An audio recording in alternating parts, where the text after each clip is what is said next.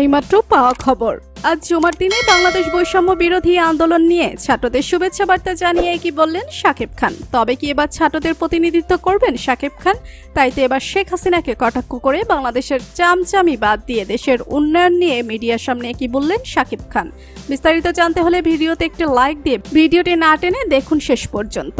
ইতিমধ্যে শাকিব খানের সাক্ষাৎকারে বলেন, জনগণের চাপে পড়ে পদত্যাগ করে দেশ ছেড়ে পালিয়েছেন সাবেক প্রধানমন্ত্রী শেখ হাসিনা।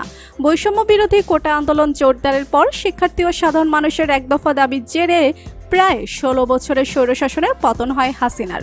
এতে করে সোমবার দুপুরের পর থেকে সারা দেশে উল্লাসে ফেটে পড়ে দেশের মানুষ। ছাত্র আন্দোলনের শুরু থেকে সমর্থন রেখেছিলেন ঢাকায় মেগা স্টার শাকিব খান।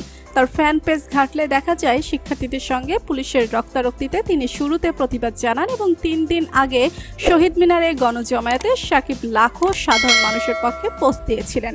এদিকে শেখ হাসিনার পতনের পর থেকে সারা দেশে লুটপাট ও রাষ্ট্রীয় সম্পদের ধ্বংস করছে বলে খবর পাওয়া যাচ্ছে। এসব থেকে বিরত থাকার আহ্বান জানান বাংলা সিনেমার রাজকুমার খ্যাত নায়ক শাকিব খান। এবং শাকিব খানের বলেছেন, শেখ হাসিনা যদি ভারতের চামচামি না করতো তাহলে এতটা অধপতন হতো না তার। ভারতের চামচামি করার জন্যই শেখ হাসিনার আজ এমন করুণ পরিণতি। দেশের জনগণ তার প্রতি আস্থা হারিয়ে ফেলেছে, তাই তো তাকে দেশ ছেড়ে পালিয়ে যেতে বাধ্য হয়েছে। তাই তো বর্তমান সময় আর জুমার দিনে শাকিব খানের এমন কথা নিয়ে রীতিমতন হইচই পড়েছে মিডিয়া পাড়াতে। তো বন্ধুরা, ছাত্রদের বৈষম্য বিরোধী কোটা আন্দোলন নিয়ে শাকিব খানের এমন মন্তব্য আপনাদের মতামত কি? তবে কি শেখ হাসিনা সরকার ভারত সরকারের চামচামি করেছে? এ বিষয় নিয়ে আপনাদের মতামত কমেন্টস করে অবশ্যই জানাবেন আমাদেরকে। ভিডিওটি ভালো লাগলে লাইক, কমেন্ট ও শেয়ার করতে ভুলবেন না। আর আপনি যদি আমাদের চ্যানেলে নতুন হয়ে থাকেন তাহলে চ্যানেলটি সাবস্ক্রাইব করে বেল আইকনটি অন করে রাখুন। ধন্যবাদ সবাইকে।